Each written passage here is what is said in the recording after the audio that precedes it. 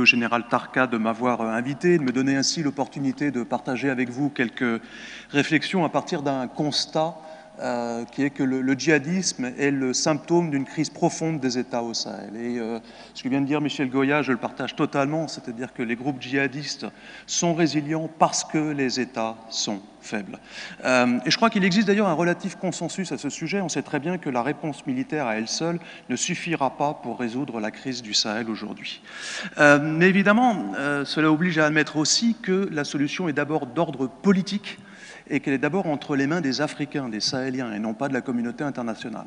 Et quand on dit ça, cela oblige effectivement à admettre qu'il y a des problèmes de gouvernance au Sahel et que les armées nationales sont partie prenante au problème et pas seulement à la solution. Mais attention, quand on dit ça, il convient d'éviter les amalgames. Les pays du Sahel se suivent, mais ne se ressemblent pas. Il n'y a pas de commune mesure entre le Tchad, par exemple, avec un régime politique qui est au pouvoir depuis 31 ans, avec un président maréchal qui s'apprête à se faire réélire, avec un résultat que l'on connaît déjà à la virgule près, et puis ce qui se passe aujourd'hui au Niger, il n'y a pas de commune mesure. De même, il est difficile de comparer la situation au Niger avec ce qui se passe au Mali, où les militaires ont repris le pouvoir l'année dernière, et le Mali est aussi très différent de la République islamique de Mauritanie, qui a connu plutôt une évolution positive au cours de ces dernières années, alors qu'au contraire, la situation se dégradait au Burkina, où on a l'impression que l'État se délite. Donc attention à ne pas faire d'amalgame, mais évidemment, à travers ces différences, il y a aussi quand même des défis communs. Dans le cadre de guerres asymétriques contre des ennemis invisibles, donc des groupes insurrectionnels qui ont une base sociale, qui pour certains tiennent du territoire, le gèrent, à défaut de savoir vraiment les gouverner. Et on l'évoquait un petit peu tout à l'heure, le terme terrorisme insurrectionnel est en soi un peu hybride, mais je trouve très intéressant, parce qu'il invite en fait à dépasser le cadre analytique fermé de l'antiterrorisme pour parler effectivement de contre-insurrection. Et je pense que c'est très utile parce que du coup, il y a plusieurs choses en pratique. Il est très très difficile d'extirper dans le millefeuille des conflits qui touchent aussi au bétail, à l'accès à la terre, aux points d'eau, aux conflits communautaires, d'extirper ce qui relèverait à proprement parler du terrorisme djihadiste. Et puis, effectivement, la contre-insurrection offre des outils plus larges, il y a une panoplie d'outils plus large que dans l'antiterrorisme.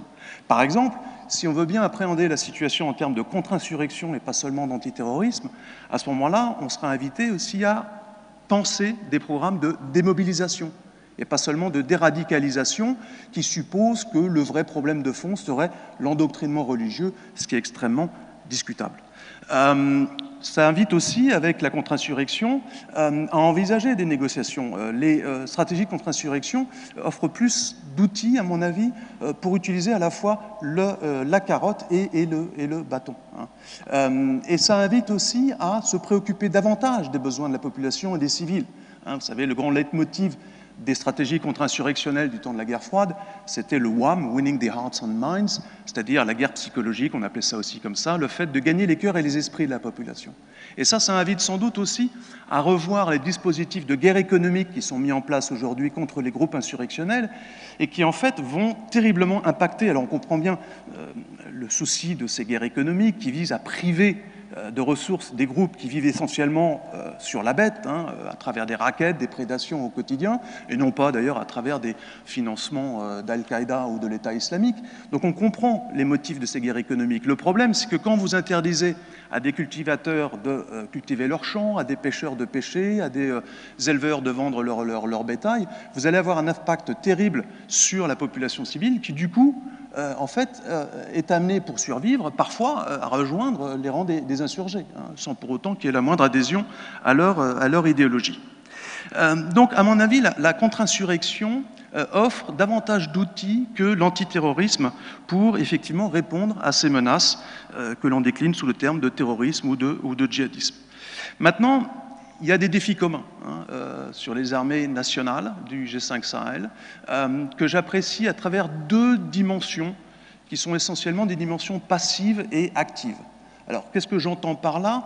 La dimension passive, c'est ce que les armées ne font pas mais qu'elles devraient faire. Et les dimensions actives, c'est ce que les armées font mais qu'elles ne devraient pas faire. Alors, la dimension passive, c'est quand une armée ne parvient pas à repousser les assauts des djihadistes, c'est quand une armée ne protège pas les civils, ça c'est fondamental. Les villageois, à ce moment-là, s'ils veulent pouvoir continuer à survivre, tout simplement, cultiver leurs champs, pouvoir élever leur bétail, commercer, circuler, ils sont obligés de trouver des arrangements avec les djihadistes. Ils n'ont pas le choix. Ils sont pris entre le marteau et l'enclume. Donc le fait de ne pas protéger les civils, ça a évidemment des conséquences énormes dans la résilience de ces groupes et la poursuite des hostilités. Et puis une dimension active également, qui est là, tout ce que l'on connaît en termes de raquettes, en termes d'exactions, d'exécutions extrajudiciaires, qui effectivement vont légitimer du coup les djihadistes qui se présentent comme des forces de résistance contre des troupes d'occupation impies au service de l'impérialisme occidental et notamment des Français. Donc là, on donne du grain à moudre aux djihadistes lorsque ces exactions sont commises. Et puis, parfois, on pousse aussi des jeunes dans les bras des groupes insurrectionnels pour se protéger, pour se venger. J'ai moi-même rencontré des membres de Boko Haram qui, effectivement, avaient rejoint ce groupe, pas du tout pour des raisons idéologiques, mais pour se protéger, pour éviter l'arrestation arbitraire, la torture en prison, etc., etc. Alors, à travers ces deux dimensions passives et actives, il y a deux mots-clés qui, je crois, reviennent et dans lesquels, qui sont un peu les feux rouges qui, à mon avis, devraient guider les coopérations militaires à l'international lorsque l'on agit contre ces groupes insurrectionnels. Alors, ces deux mots-clés, je vous les livre, je coupe court à tout suspense, c'est la corruption et l'impunité. La corruption et l'impunité.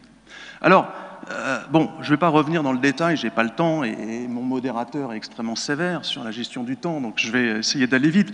Je ne vais pas revenir en détail, mais on sait très bien, effectivement, quand des fonds sont détournés, que les contrats d'achat d'armes ne sont pas exécutés, du coup, les soldats sur le terrain se retrouvent démunis, ils sont sous-équipés, parfois mal payés. Alors, on a même vu au Nigeria quelquefois que les soldes n'étaient pas versés, elles avaient été détournées, ça a provoqué des mutineries. Bref, on connaît ces mécanismes, ils sont parfaitement identifiés. Quant à l'impunité, ça révèle généralement la faiblesse des chaînes de commandement. Et ça, c'est un vrai défi. Donc je crois que ces deux écueils-là, c'est un peu les feux rouges qui devraient guider l'action de la communauté internationale lorsqu'elle réfléchit en termes de coopération militaire. Or, trop souvent, le discours que j'entends à ce sujet, c'est de dire si les armées africaines dysfonctionnent, c'est parce qu'elles sont peu professionnelles, elles ne sont pas assez formées, elles manquent d'équipement. Donc on propose des solutions uniquement techniques. Or, en réalité, la solution, et je le disais en préambule, les groupes djihadistes sont résilients parce que les États sont faibles, et la solution, elle est d'abord politique, avant d'être technique. Ce n'est pas simplement une question de moyens, c'est une question de volonté politique. Et donc là se pose une question absolument cruciale que je n'ai pas entendu discuter jusqu'à présent, et j'espère que ça va permettre d'ouvrir le débat. Dans quelle mesure est-ce qu'un président élu au Sahel peut sanctionner sa hiérarchie militaire sans risquer des représailles sous la forme de coup d'État? C'est une vraie question. Et on ne peut pas penser les coopérations militaires ou les interventions militaires étrangères si on ne réfléchit pas à ça. Est-ce qu'un président, je répète la question, est-ce qu'un président élu peut réformer son appareil sécuritaire sans risquer le coup d'État? Je me souviens, au début des années 90, au Niger, il y avait eu un massacre qui avait été commis dans le Nord. Il y avait une commission d'enquête officielle qui avait parfaitement identifié les responsables. Néanmoins, ceux-ci ne furent pas poursuivis parce qu'on craignait des mutineries, le gouvernement craignait des troubles dans l'armée. Donc il y a des vraies questions qui se posent en termes de capacité politique et pas simplement de réponse technique. Et donc, ma proposition, si tant est que, en toute humilité, moi, politiste, je puisse faire des propositions, c'est effectivement de repenser le format des coopérations militaires à l'international. Et je terminerai là-dessus, je rassure Jean-Hervé sur le temps. Je crois qu'il faut aller au-delà des obligations de moyens. Trop souvent, les coopérations militaires sont appréciées en termes d'heures dispensées, de nombre d'effectifs touchés, du contenu des formations, des équipements fournis ou ce genre de choses. Ce n'est pas suffisant. Il faut qu'il y ait aussi des obligations de résultat. Et si j'avais un petit peu plus de temps, eh bien, je vous parlerai du cas, à mon avis, très symptomatique du capitaine Sanogo, autopromu général, qui fait ce coup d'État à Bamako en mars 2012 et qui, du coup, entérine le retrait complet de l'armée malienne du nord du pays, ce qui permet au groupe djihadiste de s'y emparer du pouvoir. Alors, je ne vais pas revenir sur toutes les tribulations de ce capitaine promu général et qui finalement n'aura pas été jugé, mais simplement amnistié. Simplement, vous le savez sans doute, il avait été formé à la lutte antiterroriste par les Américains. Donc il y a une vraie question qui se pose en termes d'obligation de résultat sur les coopérations militaires. Voilà, je m'arrête ici. Merci à tous de votre attention. J'espère que le débat sera fructueux.